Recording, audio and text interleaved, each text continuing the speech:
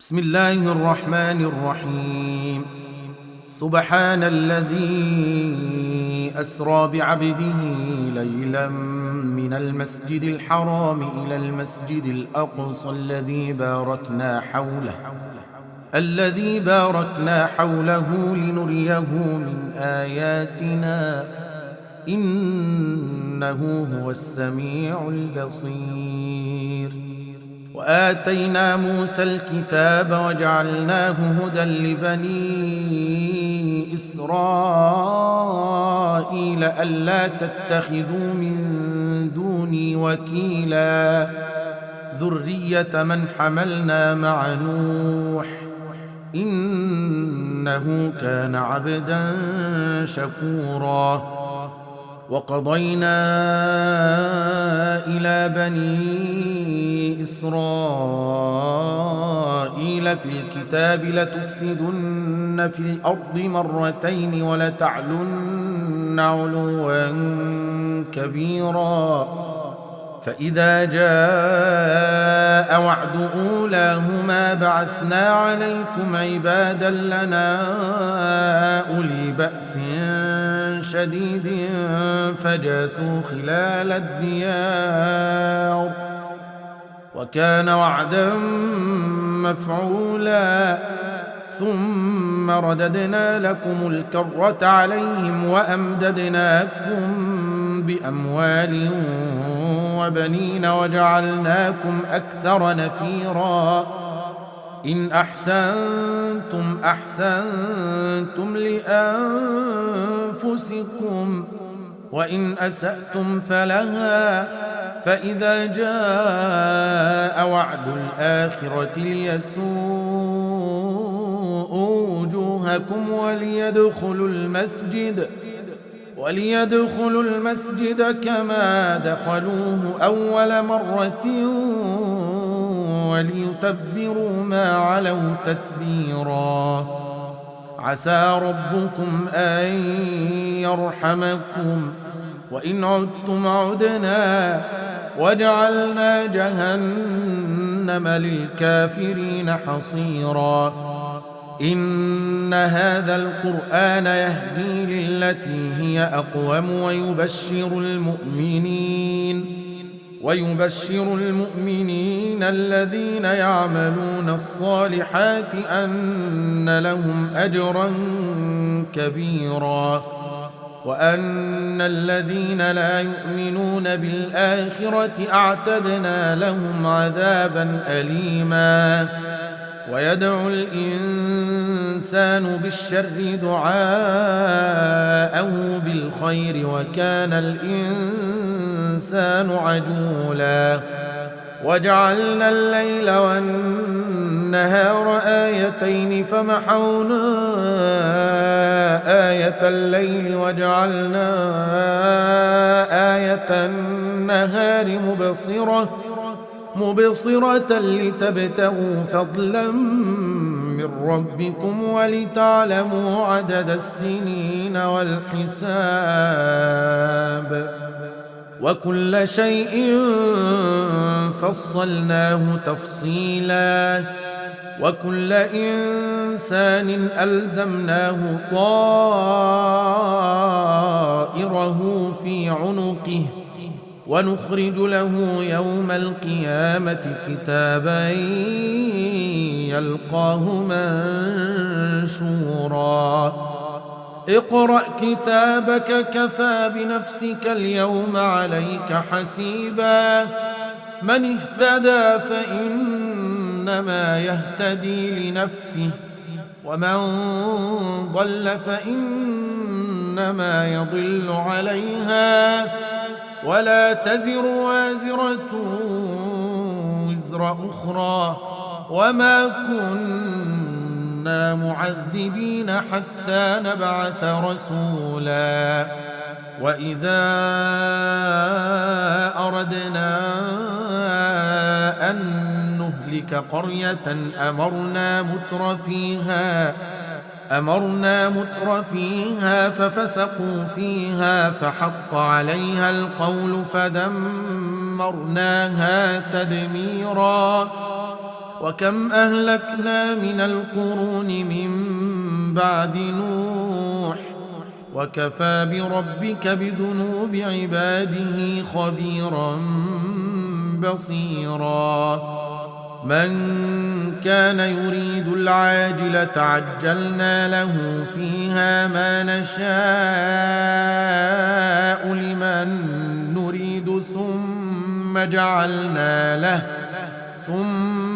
جعلنا له جهنم يصلاها مذموما مدحورا ومن أراد الآخرة وسعى لها سعيها وهو مؤمن فأولئك كان سعيهم مشكورا كلا نمد هؤلاء وهؤلاء من عطاء ربك وما كان عطاء ربك محظورا انظر كيف فضلنا بعضهم على بعض وللآخرة أكبر درجات وأكبر تفضيلا لا تجعل مع الله إلها آخر فتقعد مذموما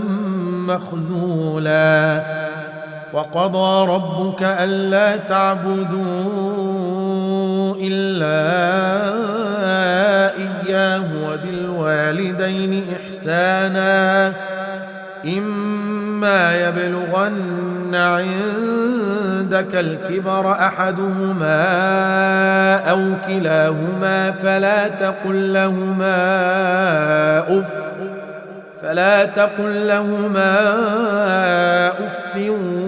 ولا تنهرهما وقل لهما قولا كريما واخفض لهما جناح الذل من الرحمة وقل رب ارحمهما كما ربياني صغيرا ربكم أعلم بما في نفوسكم إن تكونوا صالحين فإنه كان للأوابين غفورا وآت ذا القربى حقه والمسكين وابن السبيل ولا تبذر تبذيرا إن المبذرين كانوا إخوان الشياطين وكان الشيطان لربه كفورا وإما تعرضن عنهم ابتغاء رحمة من ربك ترجوها فقل لهم قولا ميسورا ولا تجعل يدك مغلولة إلى عنقك ولا تبسطها كل البسط فتقعد ملوما محسورا إن ربك يبسط الرزق لمن يشاء ويقدر إنه كان بعباده خبيرا بصيرا ولا تقتلوا أولادكم خشية إملاق نحن نرزقهم وإياكم إن قتلهم كان خطأ كبيرا ولا تقربوا الزنا إنه كان فاحشة وساء سبيلا ولا تقتلوا النفس التي حرم الله إلا بالحق ومن قتل مظلوما فقد جعلنا لوليه سلطانا فلا يسرف في القتل إنه كان منصورا ولا تقربوا مال اليتيم إلا بالتي هي أحسن حتى يبلغ أشده وأوفوا بالعهد إن العهد كان مسؤولا وأوفوا الكيل إذا كلتم وزنوا بالقسطاس المستقيم ذلك خير وأحسن تأويلا ولا تقف ما ليس لك به علم إن السمع والبصر والفؤاد كل أولئك كان عنه مسؤولا ولا تمش في الأرض مرحا إنك لن تخرق الأرض ولن تبلغ الجبال طولا كل ذلك كان سيئه عند ربك مكروها ذلك مما أوحى إليك ربك من الحكمة ولا تجعل مع الله إلها آخر فتلقى في جهنم ملوما مدحورا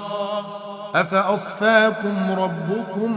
بالبنين واتخذ من الملائكة إناثا إنكم لتقولون قولا عظيما ولقد صرفنا في هذا القرآن ليذكروا وما يزيدهم إلا نفورا قل لو كان معه آلهة كما يقولون إذا لابتغوا إلى ذي العرش سبيلا سبحانه وتعالى عما يقولون علوا كبيرا تسبح له السماوات السبع والأرض ومن فيهن وإن من شيء إلا يسبح بحمده ولكن لا تفقهون تسبيحهم إنه كان حليما غفورا وإذا قرأت القرآن جعلنا بينك وبين الذين لا يؤمنون بالآخرة حجابا مستورا وجعلنا على قلوبهم أكنة أن يفقهوه وفي آذانهم وقرا وإذا ذكرت ربك في القرآن وحده ولوا على أدبارهم نفورا نحن أعلم بما يستمعون به إذ يستمعون إليك وإذ هم نجوى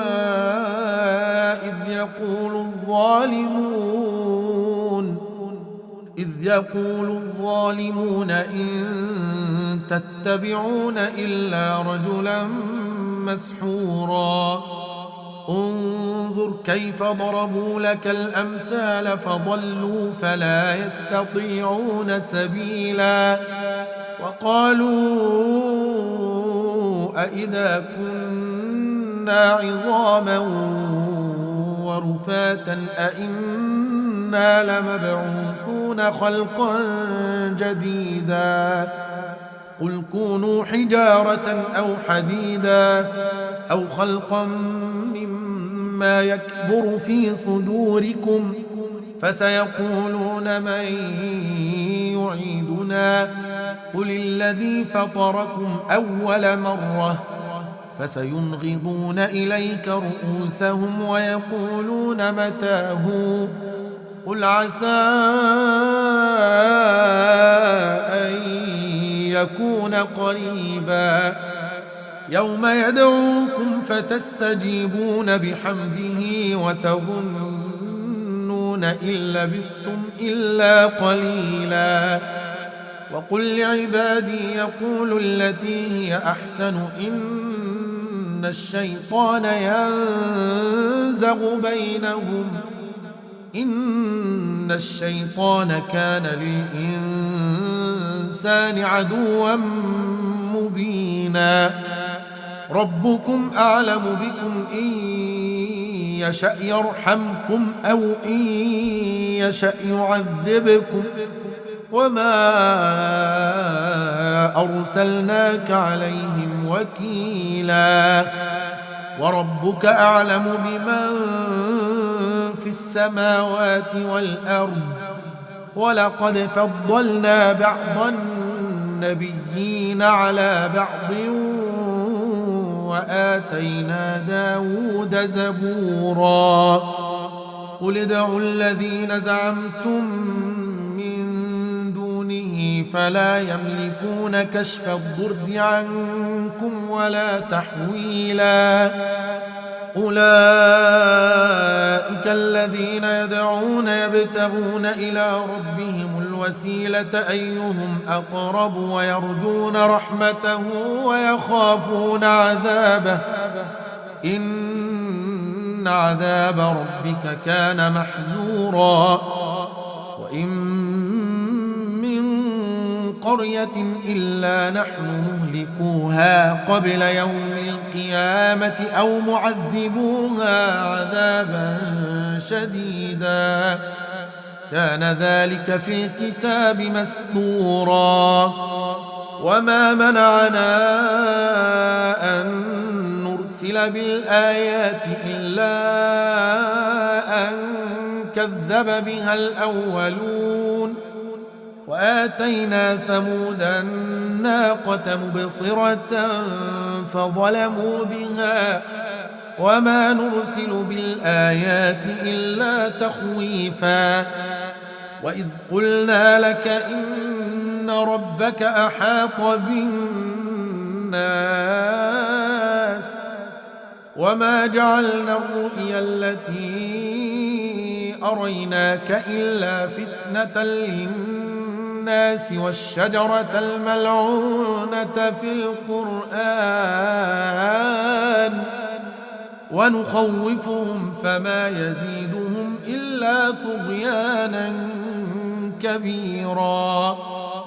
وإذ قلنا للملائكة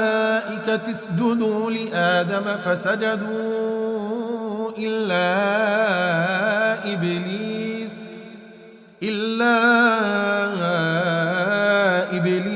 قال أأسجد لمن خلقت طينا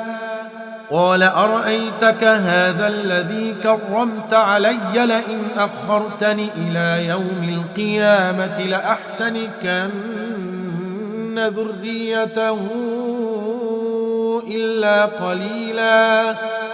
قال اذهب فمن تبعك منهم فإن جهنم جزاؤكم جزاء موفورا واستفزز من استطعت منهم بصوتك وأجلب عليهم بخيلك ورجلك وشاركهم في الأموال والأولاد وعدهم وما يعدهم الشيطان إلا غرورا إن عبادي ليس لك عليهم سلطان وكفى بربك وكيلا ربكم الذي يزجي لكم الفلك في البحر لتبتغوا من فضله إنه كان بكم رحيما وإذا مسكم الضر في البحر ضل من تدعون إلا إياه فلما نجاكم إلى البر أعرضتم وكان الإنسان كفورا أفأمنتم أن يخسف بكم جانب البر أو يرسل عليكم حاصبا ثم لا تجدوا لكم وكيلا أم أمنتم أن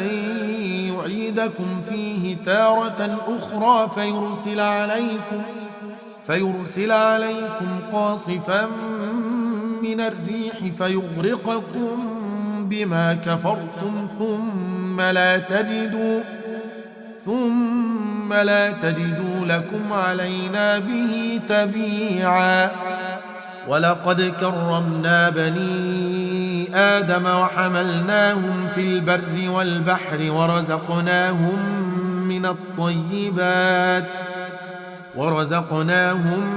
من الطيبات وفضلناهم على كثير ممن خلقنا تفضيلا يوم ندعو كل أناس بإمامهم فمن أوتي كتابه بيمينه فأولئك يقرؤون كتابهم ولا يظلمون فتيلا ومن كان في هذه أعمى فهو في الآخرة أعمى وأضل سبيلا وإن كادوا ليفتنونك عن الذي أوحينا إليك لتفتري علينا غيره وإذا لاتخذوك خليلا ولولا أن ثبتناك لقد كدت تركن إليهم شيئا قليلا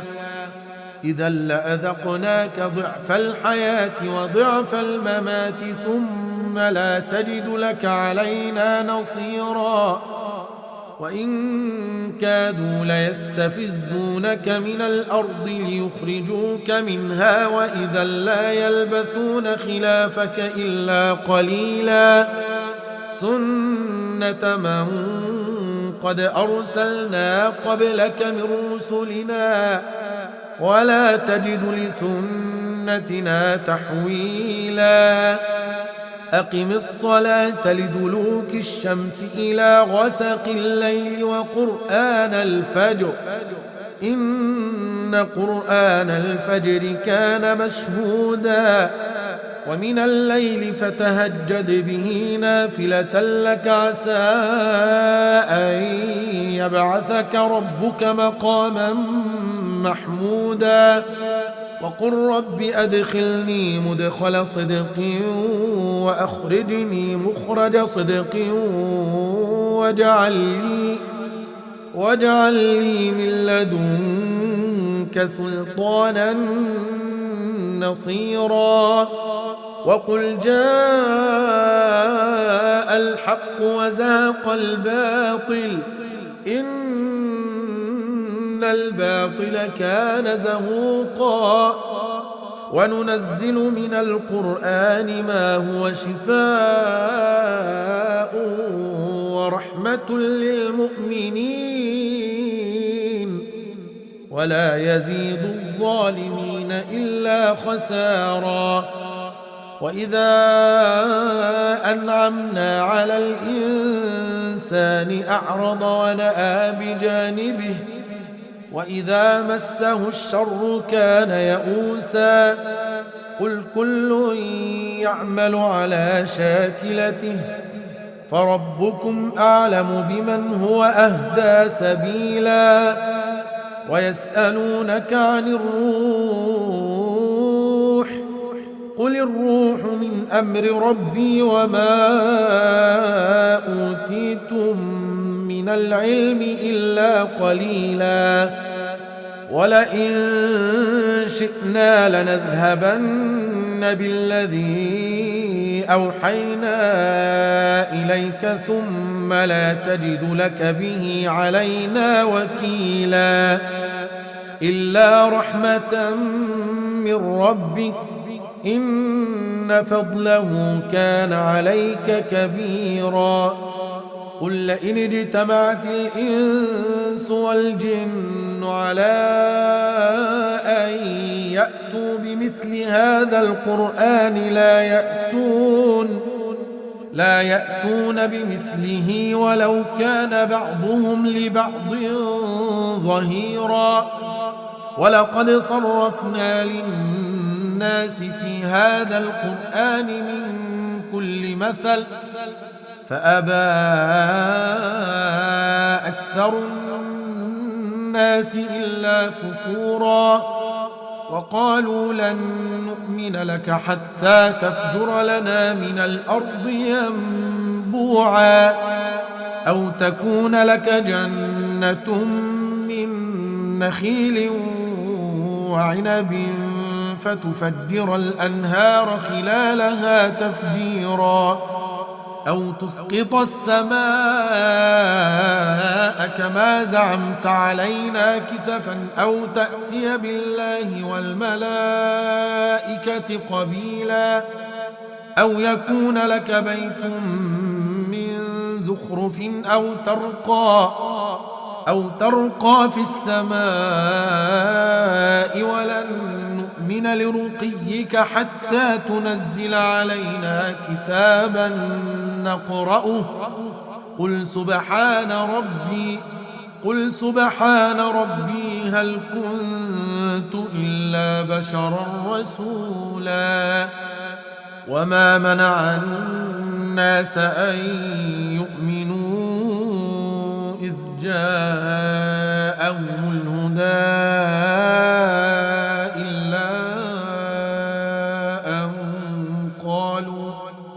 إلا أن قالوا أبعث الله بشرا رسولا قل لو كان في الأرض ملائكة يمشون مطمئنين لنزلنا عليهم من السماء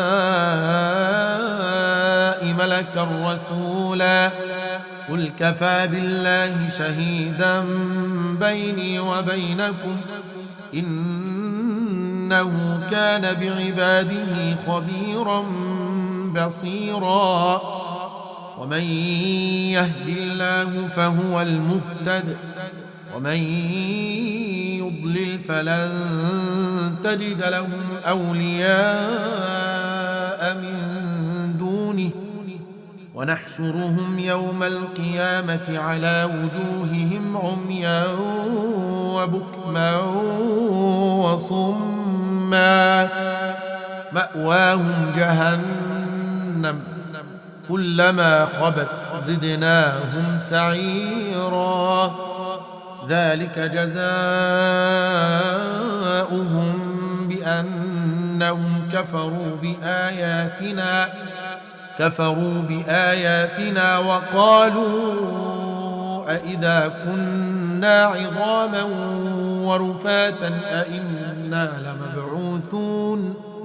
وقالوا أإذا كنا عظاما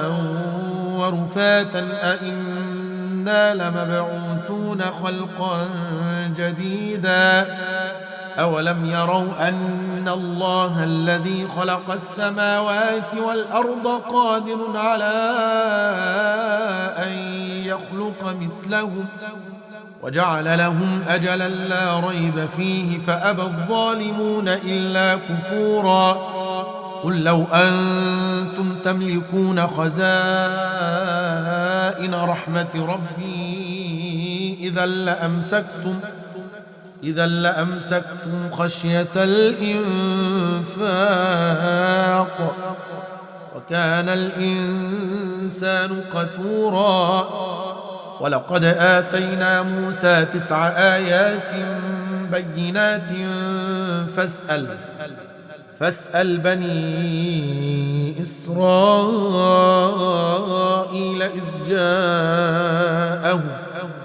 إذ جاءهم فقال له فرعون إني لأظنك يا موسى مسحورا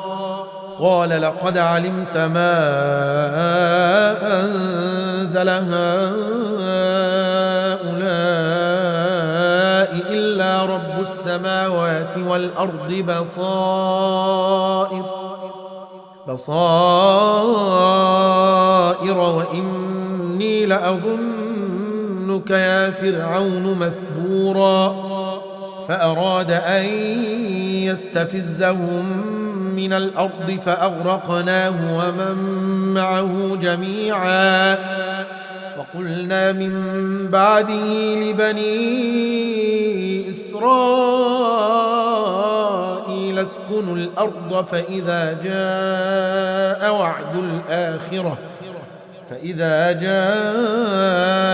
وعد الآخرة جئنا بكم لفيفا وبالحق أنزلناه وبالحق نزل وما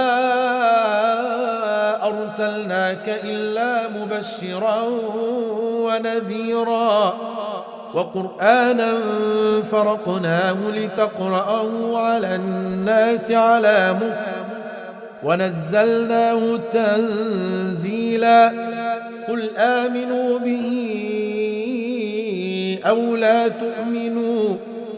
إن الذين أوتوا العلم من قبله إذا يتلى عليهم يخرون للأذقان سجدا ويقولون سبحان ربنا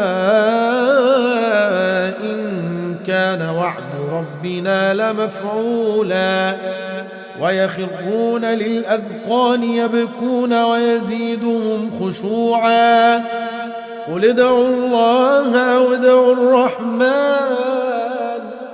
أيما تدعوا فله الأسماء الحسنى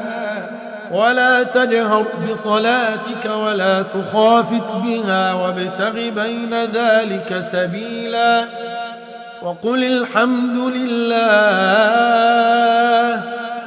وقل الحمد لله الذي لم يتخذ ولدا ولم يكن له شريك في الملك ولم يكن له ولي من الذل وكبره تكبيرا.